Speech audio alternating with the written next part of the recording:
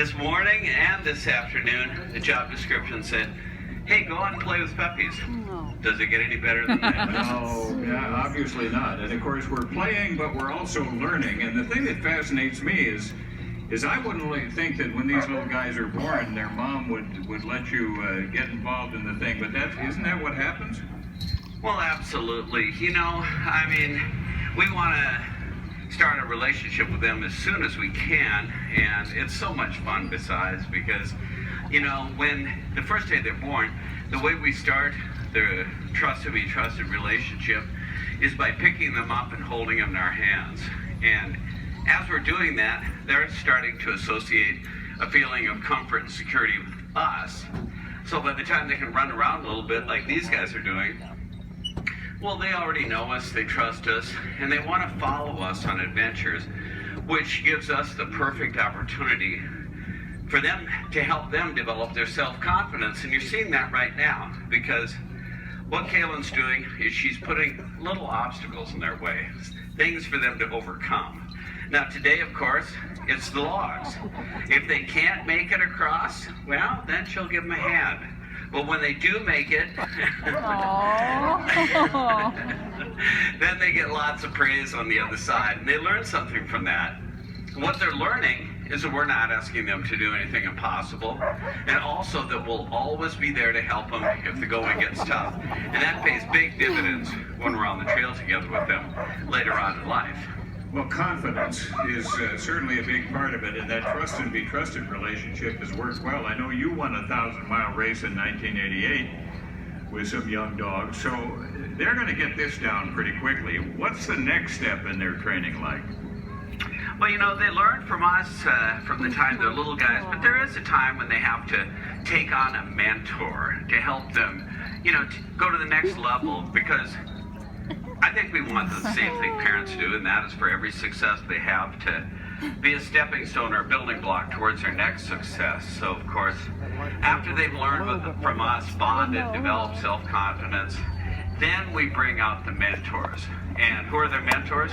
Well, of course, they're the older dogs in our kennel, especially the ones that have retired from active racing, because not only do they know everything about being a great sled dog, but they also have the time to pass that on to the younger generation. So the way we do it is we first of all go on long walks out in the woods so they get to know each other.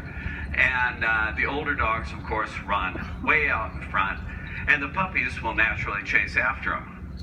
Now, when they've been out there for a while, having fun, romping through the trees and water, ravines, whatever, we call the older dogs back, who run to us immediately because they're so well trained, and the puppies chase them back.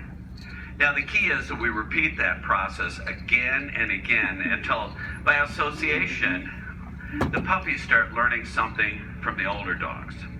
Now, the first thing they learn is to listen for my voice, and that's, of course, important when we start teaching commands, because with dog teams, all commands are verbal. The teams are simply too long to communicate with them any other way.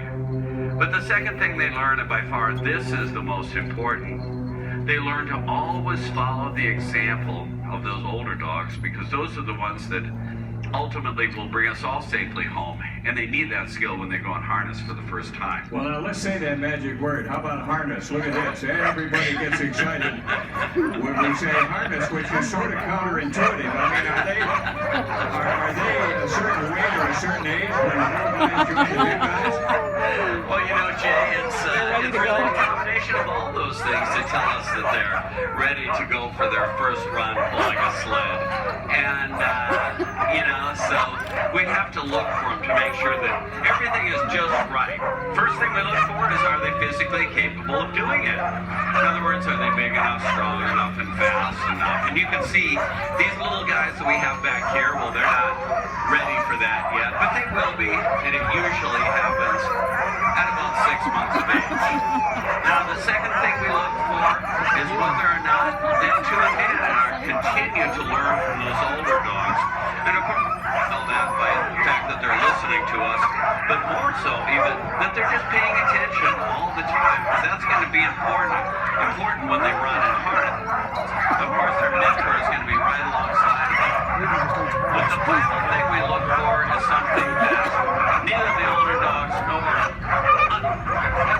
I can teach them, and that is something called the instinct to pull. And what the instinct to pull is, it's the love, joy, and desire that each one of these dogs have to run as part of a team pulling a sled down the trail.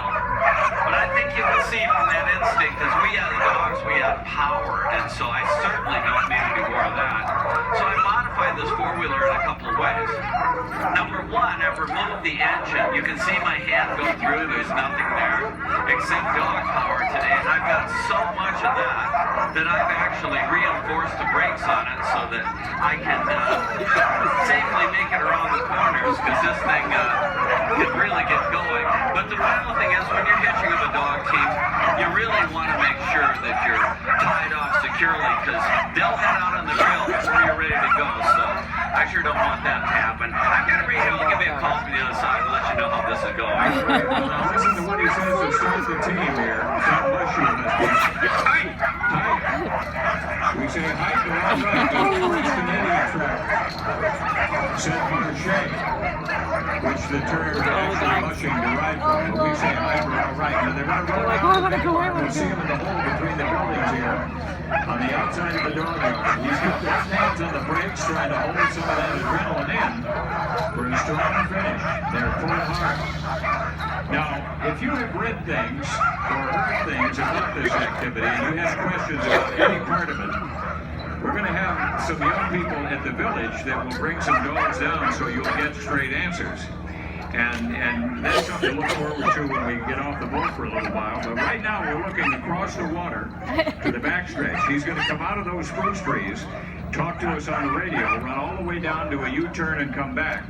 And keep an eye on the video if you lose sight of him. There they are, right there. Here we are on the far side of the lake. We're traveling at right around 20 miles per hour, which is really remarkable speed when you consider the four-wheeler and I together weigh over 600 pounds, and these guys are making it look effortless. And that's because every dog is paying attention to their partner. Everybody is doing the exact same amount of work, which is what you need when you're running on 1,000-mile races like Yukon Quest or the Iditarod. You need that partnership to assure that you can go the distance you need every run to safely make it around the race.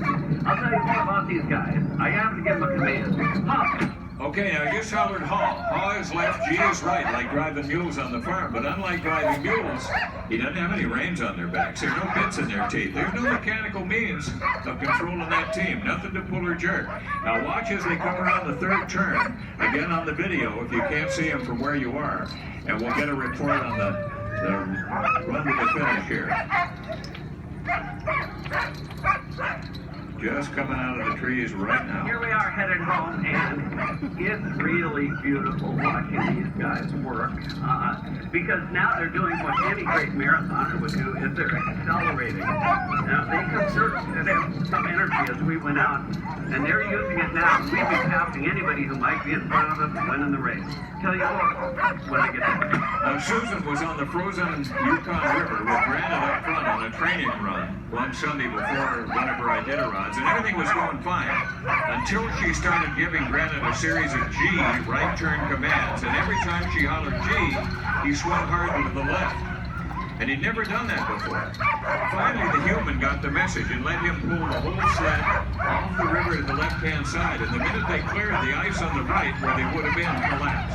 And they would have died right there. We never would have found it. So this is really a team effort. And they don't like that roll word. Well done. Well done, David. Well, thank you very much. I got to stand on the brakes here for a second. There we go.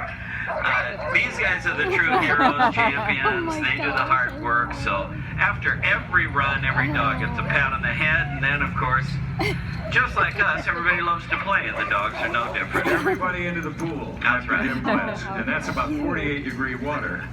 But a hot tub for a sled dog. Now, I know that one of the young people is going to come down. Kayla, are you coming? All right, great.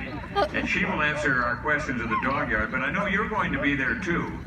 And if you don't mind, I'm going to ask you to do me a favor, because I want to tell the folks about this book you and Susan wrote.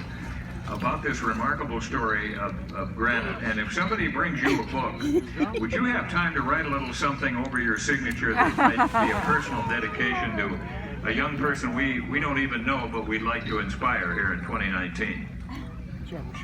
Well, absolutely. Yeah, no kidding. You know, one of the things that really has meant the most to my family in these last 13 years is when we've been able to share the story of Susan and Granite with other families. What really means a lot is how much kids identify with Granite. And I think that's because he was a little puppy that nobody believed in, but because Susan had faith in him.